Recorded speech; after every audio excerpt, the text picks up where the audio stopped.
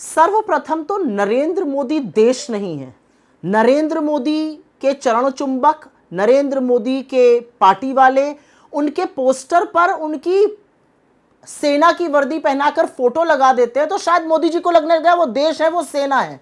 ना नरेंद्र मोदी भारत देश है, ना नरेंद्र मोदी सेना है। इस सेना के शौर्य और पराक्रम की तो वो कीर्ति है कि अगर उनको ढील दी गई होती और थोड़ा धैर्य रखा गया होता तो ऑपरेशन सिंदूर के बाद पाकिस्तान का नामो निशान मिट जाता दुनिया के भूगोल से, दुनिया के मैप से। लेकिन नरेंद्र मोदी घबरा गए और ट्रंप की बातों में आकर ट्रेड डील से धमक कर उन्होंने ये बंद कर दिया, सीज फायर कर लिया। मैं सवाल पूछना चाहती हूं, नरेंद्र मोदी ने क्यों सरेंडर किया? और ये बात हम नहीं कह रहे, 21 दिन में 11 बार इनके दोस्त डोनाल्ड ट्रंप कह चुके हैं मैंने सीज फायर कराया है, मैंने ट्रेड का हवाला देकर सीज फायर कराया है। मोदी जी कभी यहां बतकही छांट रहे हैं, कभी वहां रोड शो कर रहे हैं, कभी रैली कर रहे हैं, भाषण पे भाषण दे रहे हैं। एक बार भी ट्रंप का नाम क्यों नहीं ले पाते हैं? क्यों नहीं कहते हैं कि अगर डोनाल्ड ट्रंप जो कह रहे हैं वो झूठ है तो नरेंद्र मोदी अपने मुंह से क्यों नहीं कह पा रहे हैं? करें प्रेस वार्ता, इनके विदेश मंत्री अपने मुंह से कहकर दिखाएं।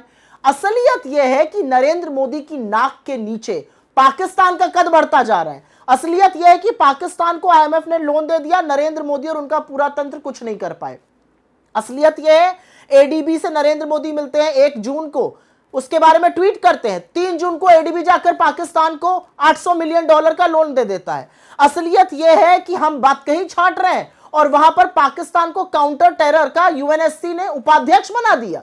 मतलब आप यह सोचिए, जो देश आतंकी मुल्क है, जहां पर हफीज सईद और अजहर मसूद और दाऊद इब्राहिम जैसे लोग रहते हैं, जहां पर ओसामा बिन लादेन मिला, वो देश एंटी टेरर का उपाध्यक्ष बन गया। हमारी क्या प्रभाव रह गया यूएन में? सवाल इस बात का है, सवाल इस बात का है कि बिलावल भुट्टो एक डेलीगेशन लेकर जा रहे हैं अमेरिका, उनका स्वागत हो रहा है और उनको हिंदुस्तान के खिलाफ जहर उगलने के लिए यूएन में 45 मिनट दिए जा रहे हैं। यह हमारा प्रभाव रह गया है।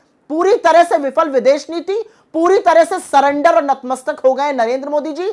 सेना के शौर्य और पराक्रम पर विश्वास करके धैर्य रखना चाहिए था। सेना को अगर छोड़ देते तो सेना करतब कर जाती और पाकिस्तान को निस्तो नाबूद कर देती। यही काम इन्होंने चीन में किया था। चीन में ये चीन का नाम नहीं ले पाते थे, चीन को क्लीन चिट दे दी थी और उसके बाद क्या हुआ? चीन के साथ $100 बिलियन का ट्रेड किया। स्टैच्यू ऑफ यूनिटी से लेकर हर आपके उपक्रम में चीन लगा पड़ा है। छोटी छोटी आंखों की बात करते हैं।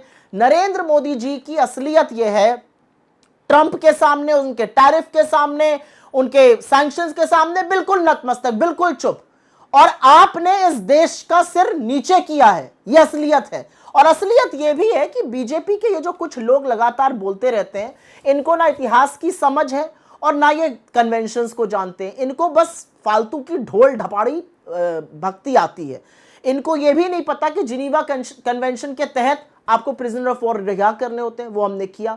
असलियत यह है कि आज की तारीख है, आज 4 जून है, 22 अप्रैल को आतंकी हमला हुआ था। सवाल इस बात का है कि वो आतंकी कहां है? अभी तक उनको क्यों नहीं पकड़ा गया है? नरेंद्र मोदी कानपुर किसी और कार्यक्रम में गए तो शुभम द्विवेदी की पत्नी से मिल लिए, अभी तक पहलगाम क्यों नहीं गए? अभी तक पुंछ क्यों नहीं गए? पुंछ को न्याय कब मिलेगा? इस सब बातों का कोई जवाब नहीं है। बस बतकही छटवा लो इनसे और इनकी पार्टी से। जिनका नाम नरेंद्र और काम सरेंडर है, वो सवाल झेलने की हिम्मत नहीं रखते हैं। अगर हिम्मत होती मोदी जी में तो आते, विपक्ष के सवालों को सुनते, इस देश के सदन को संबोधित करते। जो पंडित नेहरू ने किया 62 में, जो डॉक्टर साहब ने किया 2008 में, जहां पर अडवाणी जी 42 मिनट बोले थे। नरेंद्र मोदी भागते फिरते हैं।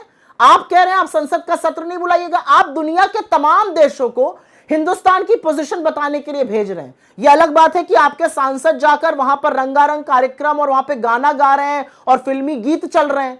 आपने भेजा इन लोगों को कि भाई भारत का पक्ष रखिए, वहां पर तो अलग ही माहौल बना हुआ है। आप दुनिया भर में अपने लोगों को भेज रहे हैं, लेकिन अपने देश के सदन को आप क्यों नहीं एड्रेस करना चाहते?